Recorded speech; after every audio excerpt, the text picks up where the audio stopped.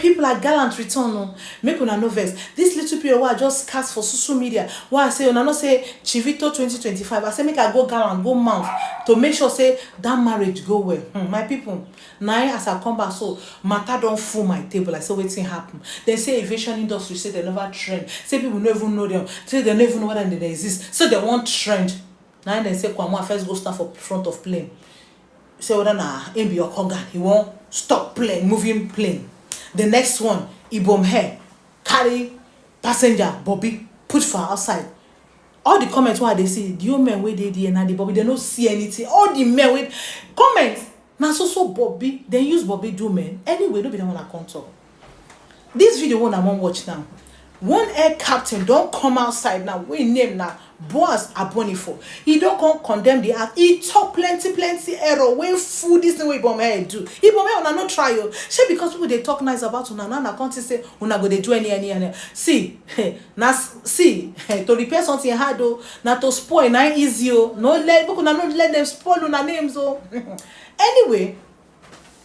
Nigerian civil authorities say come to say this one people they talk say them ban the girl for life, then do this. Everybody did not come out when lawyers they don't sons they don't come and say they won't carry the girl matter. They say no, they no ban the girl or they no do this. So I just let you now watch this video first.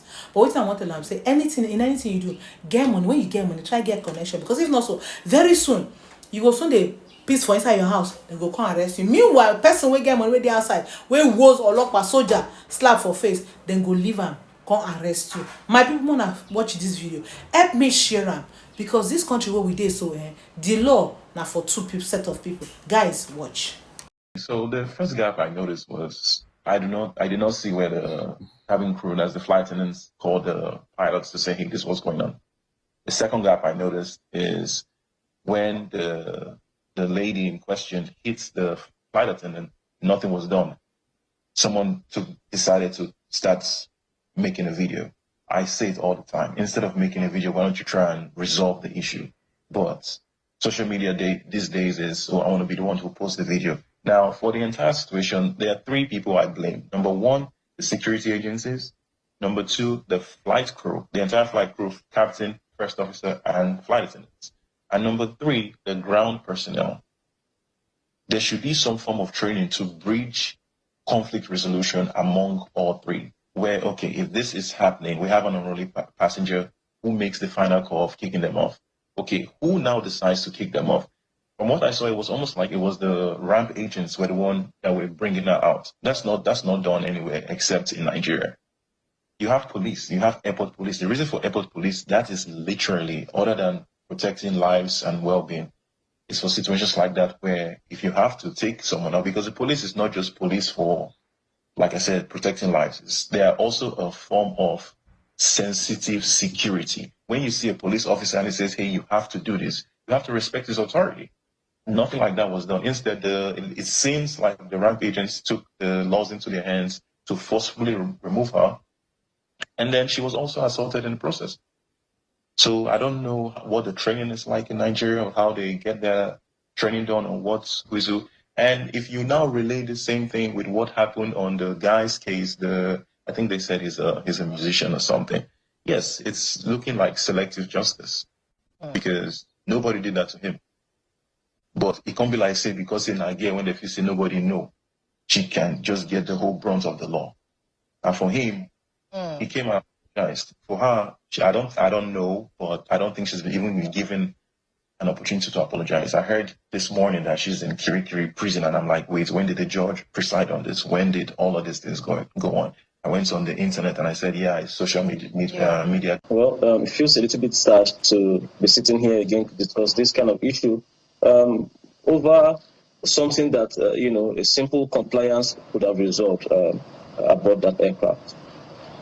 There is no comparisons here, not necessary, absolutely. It's not a case of oranges and oranges.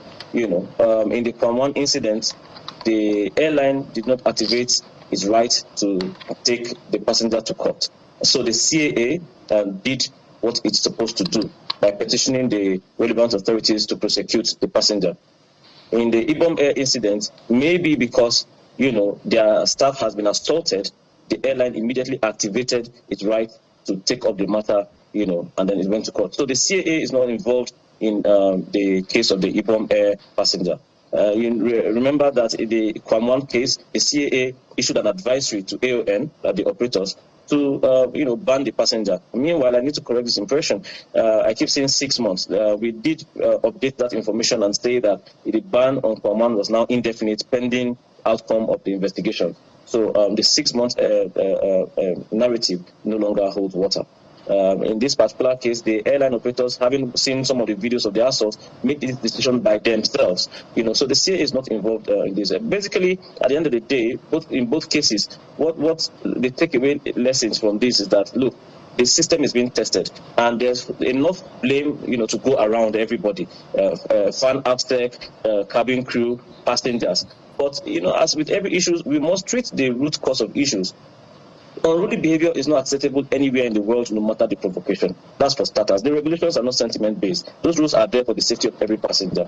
Secondly, you must always obey cabin crew when you are aboard an airline. You don't make the rules for safety in aviation. So when you are asked to do a thing, in this particular case, other passengers on board that aircraft are said to have been the ones who seized this passenger's phone and turned it off. When you are flying with other passengers, their safety and their concerns also matter. Your rights stop where theirs begin, right? There are passengers who, when the announcement has been made, turn off your phones. They feel very uncomfortable and unsafe to see the person next seat not turning off that phone. So the other passengers were made to feel very uncomfortable, and this entire situation was very avoidable, because when you turn off your phone, it's only for a few minutes. You can turn it back on mid-air, and so this was quite avoidable, but we'll see what the courts say.